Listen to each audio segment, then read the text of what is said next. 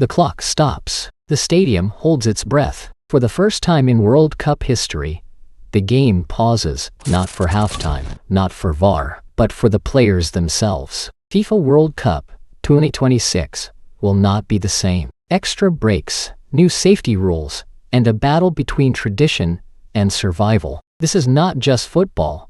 It's the biggest change the sport has ever seen. And the question is, will it save the game or slow it down? The World Cup has always been about legends. Pelé, Maradona, Zidane, Messi, men who played through pain, through sweat, through exhaustion. But behind the magic goals, behind the celebrations, there was always a hidden cost. Collapsing bodies, dizzy players, injuries that ended careers. Doctors warned, players begged, and finally, FIFA listened. In 2026, football enters a new chapter. Extra breaks for safety. Picture this: Mexico, the sun burning down, 80,000 fans chanting, and suddenly, in the middle of the first half, the referee blows the whistle. But it's not a foul. It's not the end of the half. It's a brand new moment. A safety break. Players rush to the sidelines, gulping water, catching their breath, coaches whispering tactics. For the first time, the World Cup admits the truth. Heroes need to be protected. Some will love it. Some will hate it. Purists will say, this isn't football anymore. The game's rhythm is broken. But imagine being the striker who still has the energy to sprint in the 90th minute because of that one break. Imagine being the goalkeeper who doesn't faint from heat exhaustion because he had time to recover. The flow might change, but the intensity could grow sharper. This isn't weakness, it's evolution. And this is just the surface. FIFA has gone further. Real-time health tracking, stricter concussion rules, mandatory medical checks. If a player looks unstable, no matter how big the moment, he must be subbed. In past World Cups, men stayed on the field even when they could barely stand. In 2026, the rules say no. Safety comes first, glory second. The whistle used to mean only one thing: play on or stop. But in 2026, it has a new meaning: survival. Football is no longer just about chasing the ball. It's about managing the body. In the past, players would push until their legs gave up. Now there's a moment where the referee halts the chaos, and 22 warriors catch their breath. It feels strange at first, almost like pressing pause on destiny. But then you realize, this could be the difference between a player finishing the match or collapsing before the end. Coaches will use it for strategy, fans will use it to catch their hearts, and players will use it to recharge their lungs. The beautiful game now has a moment of silence built into its noise. Beyond the cooling breaks lies an even bigger storm: concussion protocols. In the past, if a defender clashed heads and staggered, he'd wave to the bench, insisting he was fine. The crowd would cheer his bravery. But behind the applause, damage was done. Silent injuries that haunted players for life. Now, in 2026, the rules are ruthless. If a player looks dizzy, if his steps wobble, if his eyes glaze, the referee doesn't ask questions. He points to the sideline,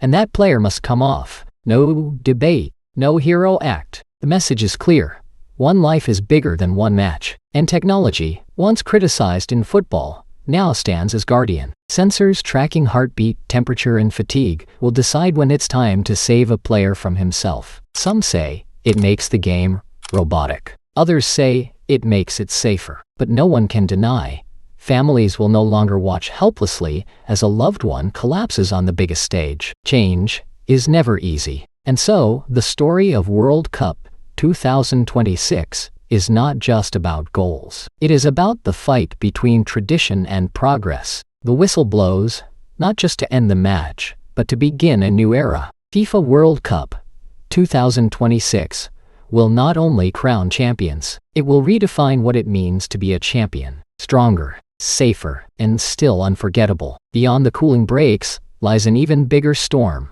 concussion protocols. Now in 2026, the rules are ruthless. If a player looks dizzy, if his steps wobble, if his eyes glaze, the referee doesn't ask questions. He points to the sideline, and that player must come off. No debate, no hero act. The message is clear: One life is bigger than one match. Fans may groan when their favorite star is pulled off in the 70th minute. Coaches may rage at losing their best defender in a tight knockout game. But history will thank the rule. Because football has seen too many legends cut down not by tackles, but by untreated concussions. For the first time, the World Cup says, we will not sacrifice human lives for 90 minutes of glory. And maybe years later, when players grow old without pain, we'll look back and realize this was the bravest decision the sport ever made. Technology is also stepping onto the field, not as VAR this time, but as guardian. Every player will wear small sensors that track heartbeat, body temperature,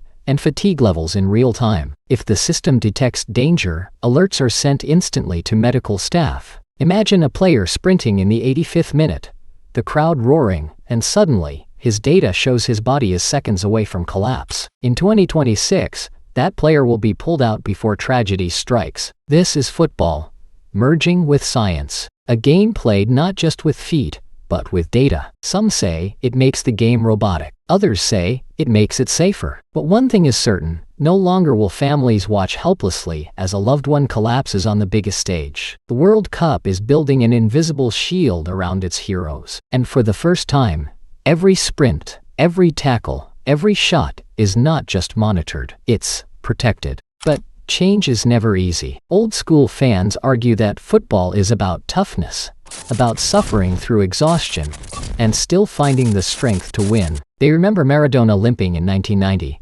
Zidane pushing through pain in 26, Ronaldo Nazario returning after injury in 2002. Would those moments even exist under the new rules? Others argue the opposite. Those players might have been even greater if the game had protected them, if their bodies had not been broken too soon. Football is full of what-ifs. Now, FIFA wants to erase some of them. The heart of the debate is simple. Should football protect its players or preserve its purity? Can it do both? In 2026, we will find out. Because when the whistle blows for the first cooling break, when the first star is subbed off for dizziness, the world will react. Some with anger, some with relief, but all with attention. And so, the story of World Cup 2026 is not just about goals, not just about winners and losers. It is about the fight between tradition and progress. About whether football can remain the world's most passionate game while also becoming the safest. Picture the final in New York. 80,000 fans. The score tied in the 89th minute. A striker, drenched in sweat, breathless, races toward the goal. Just minutes earlier, a cooling break gave him the energy to keep running. Just moments earlier, his sensors confirmed his body could handle the pressure. He shoots, he scores, and history is written. When we look back, maybe we won't remember the pause. Maybe we'll remember the magic it allowed. Maybe we'll see that protecting players didn't kill the game, it gave it new life. The whistle blows, not just to end the match, but to begin a new era. FIFA World Cup 2026 will not only crown champions, it will redefine what it means to be a champion. Stronger, safer, and still unforgettable.